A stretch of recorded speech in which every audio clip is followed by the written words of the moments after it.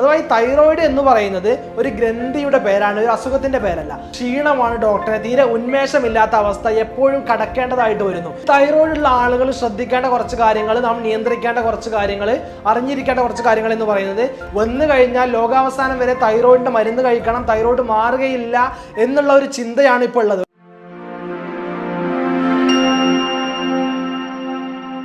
Doctor, എനിക്ക് ഭയങ്കര ക്ഷീണമാണ്, അല്ലെങ്കിൽ ഭയങ്കര തണുപ്പാണ്. സാധാരണ നമുക്കെല്ലാവർക്കും ചൂടുള്ള സമയത്ത് അവർക്ക് ഭയങ്കര തണുപ്പായിരിക്കും, ചില്ലിനെസ് ആയിരിക്കും.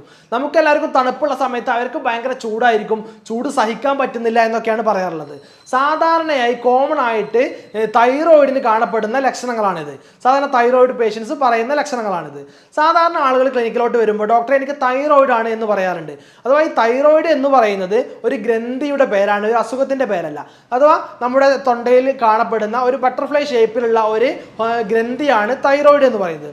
ഈ തൈറോയിഡിന് ഒരുപാട് ഫങ്ഷൻസ് നമ്മുടെ ശരീരത്തിലുണ്ട്. നമ്മുടെ ഗ്രോത്ത് ആൻഡ് ഡെവലപ്മെന്റ്, നമ്മുടെ ശരീര വളർച്ച, അതുപോലെ തന്നെ ഒരുപാട് മെറ്റബോളിസങ്ങളൊക്കെ നിയന്ത്രിക്കുന്നത് ഈ തൈറോയിഡ് ഗ്രന്ഥിയാണ്.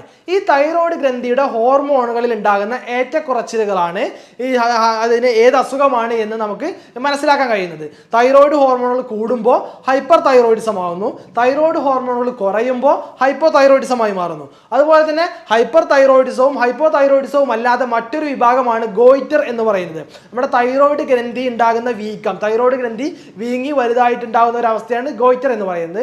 മറ്റൊന്ന് വളരെ റയറായിട്ട്, തീരെ കാണപ്പെടാത്ത, വളരെ റയറായിട്ട് മാത്രം കാണുന്ന ഒരു അസുഖമാണ് തൈറോയിഡ് ക്യാൻസർ എന്ന് പറയുന്ന നാലാമത്തെ ഗണം എന്ന് പറയുന്നത്. ഇനി പ്രധാനമായിട്ട് ഈ തൈറോയിഡിന്റെ ഈ ടൈപ്സുകൾ, തൈറോയിഡിൽ ഉണ്ടാകുന്ന ലക്ഷണങ്ങൾ എന്ന് പറയുന്നത് ഏറ്റവും പ്രധാനമായിട്ട് നേരത്തെ പറഞ്ഞ പോലെ ക്ഷീണം, അതുപോലെ തടി ഉണ്ടാവുക, അങ്ങനെ ചൂടും തണുപ്പും സഹിക്കാൻ പറ്റാത്ത ഒരു അവസ്ഥ, ഇതൊക്കെയാണ് സാധാരണഗതിയിൽ ഉണ്ടാകുന്ന ലക്ഷണങ്ങൾ എന്ന് പറയുന്നത്. ഇനി ഒബിസിറ്റി ഉള്ള ആളുകൾക്ക് ഒരുപാട് ആളുകൾ ചോദിക്കാറുണ്ട്, എന്താണ് ഈ ഹൈപ്പോ തൈറോയിഡിസ് ഉള്ള ആളുകളിൽ തടി കൂടുതലായി കാണുന്നു, ഹൈപ്പർ തൈറോയിഡിസ് ഉള്ള ആളുകളിൽ തടി കുറഞ്ഞതായിട്ട് കാണപ്പെടുന്നു എന്നുള്ളത്. സാധാരണയായിട്ട് തൈറോയിഡിന്റെ ഹോർമോൺ കുറയുന്ന അവസ്ഥയാണല്ലോ ഹൈപ്പോ തൈറോയിഡിസം. തൈറോയിഡിന്റെ ഹോർമോൺ കുറയുന്ന സാഹചര്യത്തിൽ BMR എന്ന് പറയും, നമ്മുടെ ബേസൽ മെറ്റബോളിക് റേറ്റ് എന്ന് പറയുന്ന ഈ ഒരു മെറ്റബോളിസത്തിന്റെ അളവും കുറയുന്നു. കാരണം ഈ BMR, ബേസൽ മെറ്റബോളിക് റേറ്റ് നിയന്ത്രിക്കുന്നത് തൈറോയിഡ് ഹോർമോണാണ്. അപ്പോൾ തൈറോയിഡ് ഹോർമോൺ കുറയുമ്പോൾ സ്വാഭാവികമായിട്ടും BMR കുറഞ്ഞു വരുന്നു.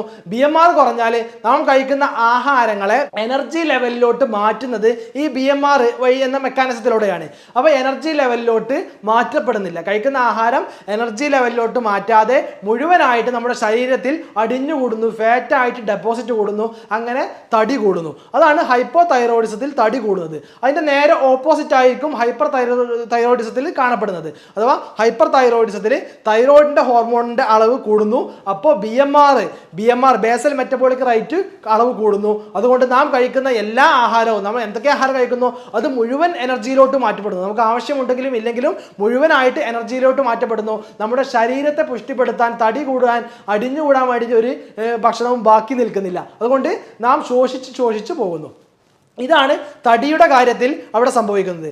രണ്ടാമത്തെ പ്രധാനമായിട്ടുള്ള ലക്ഷണമാണ് ക്ഷീണമാണ് ഡോക്ടറെ, തീരെ ഉന്മേഷമില്ലാത്ത അവസ്ഥ എപ്പോഴും കടക്കേണ്ടതായിട്ട് വരുന്നു. ഇതും നേരത്തെ പറഞ്ഞ പൊണ്ണത്തടിക്ക്, ഒബിസിറ്റിക്ക് ഉണ്ടാകുന്ന കാരണം തന്നെയാണ് BMR, ഞാൻ നേരത്തെ പറഞ്ഞു ബേസൽ മെറ്റബോളിക് റേറ്റ്. കാരണം ഹൈപ്പോ തൈറോയിഡിസത്തിൽ തൈറോയിഡ് ഹോർമോൺ കുറയുന്നു, അതുകൊണ്ട് BMR ബേസൽ മെറ്റബോളിക് റേറ്റ് കുറയുന്നു. അതുകൊണ്ട് നാം കഴിക്കുന്ന ആഹാരങ്ങളെ മുഴുവനായിട്ട് എനർജിയിലോട്ട് കൺവേർട്ട് ചെയ്യപ്പെടുന്നില്ല.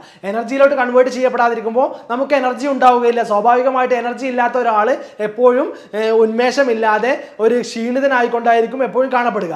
അതാണ് എപ്പോഴും ക്ഷീണിതനായിട്ട് ഒരു ഹൈപ്പോ തൈറോയിഡിസം ഉള്ള ആളുകൾ കാണപ്പെടുന്നത്. മൂന്നാമത്തെ ലക്ഷണമാണ് നേരത്തെ പറഞ്ഞ ചൂടും തണുപ്പും മാറി മാറി വരുന്ന അവസ്ഥ, അല്ലെങ്കിൽ ഈ ചൂടിനെയും തണുപ്പിനെയും നിയന്ത്രിക്കാൻ പറ്റാത്ത ഹീറ്റ് ഇൻടോളറൻസ് അല്ലെങ്കിൽ കോൾഡ് ഇൻടോളറൻസ് എന്ന് പറയുന്നത്. ഹൈപ്പോ തൈറോയിഡിസം ഉള്ള ആളുകളിൽ നേരത്തെ പറഞ്ഞ പോലെ തന്നെ BMR അവരിൽ കുറയുന്നു. അതുകൊണ്ട് അവരിൽ മെറ്റബോളിസങ്ങളൊക്കെ കുറവായിരിക്കും. എല്ലാ ശാരീരിക പ്രവർത്തനങ്ങൾ, ഉള്ളിൽ നടക്കുന്ന പ്രവർത്തനങ്ങളുടെയൊക്കെ അളവ് കുറയുന്നു. കാരണം BMR കുറവാണ്, എനർജി കുറവാണ്, എല്ലാ പ്രവർത്തനങ്ങളും കുറവാണ്. അതുകൊണ്ട് അവിടെ സ്വാഭാവികമായിട്ട് ചൂട് കുറയുന്നു. ചൂട് കുറയുന്ന സാഹചര്യത്തിൽ അവർക്ക് ഭയങ്കര ചില്ലിനെസ് ആണെന്ന്, എപ്പോഴും തണുപ്പ് അനുഭവപ്പെടുന്നു. നേരെ ഓപ്പോസിറ്റ് ആണ് ഹൈപ്പർ തൈറോയിഡിസത്തിൽ. ഹൈപ്പർ തൈറോയിഡിസത്തിൽ തൈറോയിഡ് ഹോർമോൺ കൂടുന്നു, BMR കൂടുന്നു, എല്ലാ പ്രവർത്തനങ്ങളും മെറ്റബോളിസങ്ങളും മെക്കാനിസങ്ങളും കൂടുന്നു. അതുകൊണ്ട് കൂടുതൽ പ്രവർത്തനങ്ങൾ നടക്കുന്നതിനാൽ ചൂട് കൂടുന്നു. അവർക്ക് എപ്പോഴും ചൂടായിരിക്കും, ചൂട് തീരെ താങ്ങാൻ പറ്റാത്ത അവസ്ഥയായിരിക്കും അവർക്ക് ഉണ്ടാവുക. ഇതാണ് സാധാരണയായി നമുക്ക് കണ്ടുവരുന്ന മറ്റൊരു ലക്ഷണം എന്ന് പറയുന്നത്.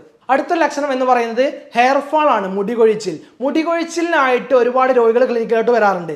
മുടി കൊഴിച്ചിലിനാവുമ്പോൾ നമ്മൾ സാധാരണ മുടി കൊഴിച്ചിലുള്ള മരുന്ന് മാത്രം കൊടുത്തിട്ട് അല്ലെങ്കിൽ തേക്കാനുള്ള എണ്ണ മാത്രം കൊടുത്തുകൊണ്ട് പ്രത്യേകിച്ച് കാര്യം ഉണ്ടാവില്ല. കാരണം ആ മുടി കൊഴിച്ചിലിൻ്റെ അടിയിലുള്ള കാരണം എന്താണെന്ന് നാം കണ്ടെത്തിയിട്ടില്ലെങ്കിൽ അത് മാറാനും പോകുന്നില്ല. അതുകൊണ്ട് മുടി കൊഴിച്ചിൽ വരികയാണെങ്കിൽ സാധാരണ ഡോക്ടർമാർ നിർദ്ദേശിക്കാനുള്ള ടെസ്റ്റാണ് നിങ്ങൾ തൈറോയ്ഡ് ഉണ്ടോ എന്ന് നോക്കി. കാരണം തൈറോയിഡിൻ്റെ ഒരു പ്രധാനപ്പെട്ട ഒരു ലക്ഷണമാണ് മുടി കൊഴിച്ചിൽ എന്ന് പറയുന്നത്. അപ്പോൾ തൈറോയ്ഡ് ഉണ്ടാവും ടെസ്റ്റ് ചെയ്യുമ്പോൾ. അപ്പോൾ ആദ്യം ആ തൈറോയിഡിനെ നമ്മൾ ചികിത്സിക്കേണ്ടി വരും. എന്നാൽ മാത്രമേ ആ മുടി കൊഴിച്ചിൽ നമുക്ക് പരിഹരിക്കാൻ കഴിയുള്ളൂ. അതുപോലെ തന്നെ മറ്റു ലക്ഷണങ്ങളാണ് നമ്മുടെ കൈക്കാൽ തരിപ്പ്, വേദന ഉണ്ടാവുക, സ്കിൻ എപ്പോഴും ഡ്രൈ ആവുക, സ്കിന്നിൽ ചൊറിച്ചിലുകളൊക്കെ ഉണ്ടാവുക, ആങ്സൈറ്റി ഉണ്ടാവുക, മൂഡ് സ്വിങ്സ്. സ്ത്രീകളിലൊക്കെ പ്രത്യേകിച്ച് പ്രഗ്നൻസി സമയത്തൊക്കെ തൈറോയ്ഡ് ഉണ്ടാവുന്നു, അവർക്ക് മൂഡ് സ്വിങ്സ്, മാനസിക സമ്മർദ്ദങ്ങൾ, പ്രയാസങ്ങളൊക്കെ ഉണ്ടാവുന്നു. ഇതൊക്കെയാണ് അതുപോലെ തന്നെ കോൺസ്റ്റിപ്പേഷൻ, വയറ്റിൽ നിന്ന് കൃത്യമായിട്ട് പോവാതിരിക്കുക, ഒന്നിടവിട്ട് പോകുക, അല്ലെങ്കിൽ 2-3 ദിവസം വയറ്റിൽ നിന്ന് കൃത്യമായിട്ട് ക്ലിയർ ആയിട്ട് പോകുന്നില്ല ഡോക്ടർ എന്ന് പറയുക. ഇതൊക്കെയാണ് സാധാരണഗതിയിൽ കാണപ്പെടുന്ന തൈറോയിഡിൻ്റെ ലക്ഷണങ്ങൾ, തൈറോയിഡ് സംബന്ധമായിട്ടുള്ള അസുഖങ്ങളുടെ ലക്ഷണങ്ങൾ എന്ന് പറയുന്നത്. ഇനി തൈറോയിഡിന്റെ ടെസ്റ്റ് എങ്ങനെയാണ്, തൈറോയിഡ് ഉണ്ടോ ഇല്ലേ, എന്ത് തൈറോയിഡ് ആണ് എന്ന് മനസ്സിലാക്കുന്നതിന് വേണ്ടിയിട്ട് അതിലെ ടെസ്റ്റുകൾ എന്ന് പറയുന്നത് കോമൺ ആയിട്ട് നാം ചെയ്യാറുള്ള ബ്ലഡ് ടെസ്റ്റ് ആണ് TFT, തൈറോയിഡ് ഫംഗ്ഷൻ ടെസ്റ്റ് എന്ന് പറയുന്ന ടെസ്റ്റ്. അതിൽ T3, T4, TSH ഒക്കെ പെടും. T3, T4 thyroid ഹോർമോണുകളാണ്. അത് കൂടിയാൽ ഹൈപ്പർ തൈറോയിഡിസം, കുറഞ്ഞാൽ ഹൈപ്പോ തൈറോയിഡിസം. TSH ആണെങ്കിൽ TSH കൂടിയാൽ ഹൈപ്പോ തൈറോയിഡിസവും TSH കുറഞ്ഞാൽ ഹൈപ്പർ തൈറോയിഡിസവുമാണ്. ഇനി ചില ആളുകൾക്ക് ഈ തൈറോയിഡിന്റെ ഈ ഹോർമോണുകളൊക്കെ നോർമൽ ആയിരിക്കും, എന്നാലും അവർക്ക് ഇത്തരം ലക്ഷണങ്ങളൊക്കെ ഉണ്ട് എങ്കിൽ നമ്മൾ അടുത്തൊരു ടെസ്റ്റ് ആയിട്ടുള്ള തൈറോയിഡ് ആന്റിബോഡി ടെസ്റ്റ് ചെയ്യേണ്ടതുണ്ട്. ഈ തൈറോയിഡ് ആന്റിബോഡി ടെസ്റ്റുകളും കൂടെ ചെയ്താൽ ചില ആളുകൾക്ക് അത്തരത്തിലുള്ള പ്രയാസങ്ങൾ ഉണ്ടെന്നുണ്ടെങ്കിൽ നമുക്ക് അതിൽ നിന്ന് മനസ്സിലാക്കാം ഇത് ഈ തൈറോയിഡിന്റെ പ്രശ്നം കൊണ്ട് തന്നെയാണ് എന്ന് അപ്പോൾ മനസ്സിലാക്കാം.